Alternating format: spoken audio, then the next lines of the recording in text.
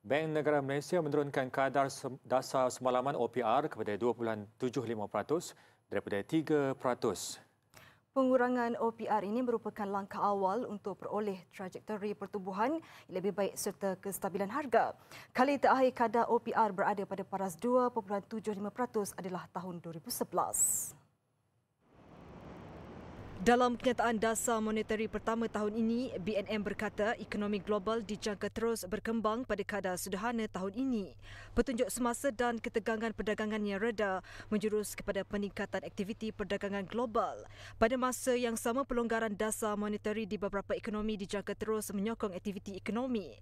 Namun risiko penurunan pertumbuhan ekonomi kekal ekoran ketegangan geopolitik dan ketidaktentuan dasar di beberapa negara boleh menyebabkan kemunculan semula ketidaktentuan pasaran kewangan. Menurut BNM, inflasi utama pada purata 0.7% pada 2019 diunjur meningkat tahun ini namun kekal sederhana. Bagi penganalisis ekonomi pula, penurunan kadar OPR adalah tepat pada masanya bagi merangsang ekonomi negara. Pastinya ia akan memanfaatkan pengguna dalam bentuk kos pembiayaan yang lebih rendah. Ini termasuk pembelian dan pinjaman rumah yang bersandarkan kepada kadar pinjaman asas BLR. Ketidakpastian global terhadap perang perdagangan Amerika Syarikat dan China, risiko geopolitik dan harga komoditi turun naik mungkin juga akan menjejaskan trajektori prestasi perdagangan luar Malaysia.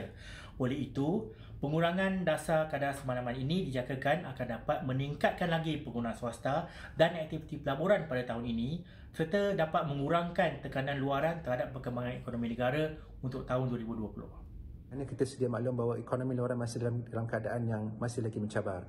Baru-baru ini juga pihak IMF telah pun menyemak semula pertumbuhan ekonomi di peringkat global yang lebih rendah.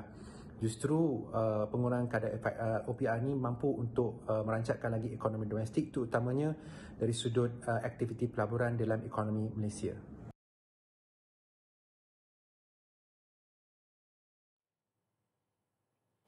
Keputusan BNM menurunkan kadar OPR jelas memberi kesan kepada sektor perbankan. Penganalisis berpendapat penurunan kadar faedah akan menjejaskan keberuntungan bank tempatan. Pada akhir dagangan Bursa Malaysia hari ini, saham Maybank turun 5 sen kepada 8.55, Public Bank jatuh 46 sen kepada 19.02, CIMB rugi 10 sen kepada 5.03, manakala Hong Leong Bank jatuh 60 sen kepada 16.24 dan Bank Islam turun 14 sen kepada 4.06. RHB Bank walaupun diniagakan tidak berubah pada 5.84.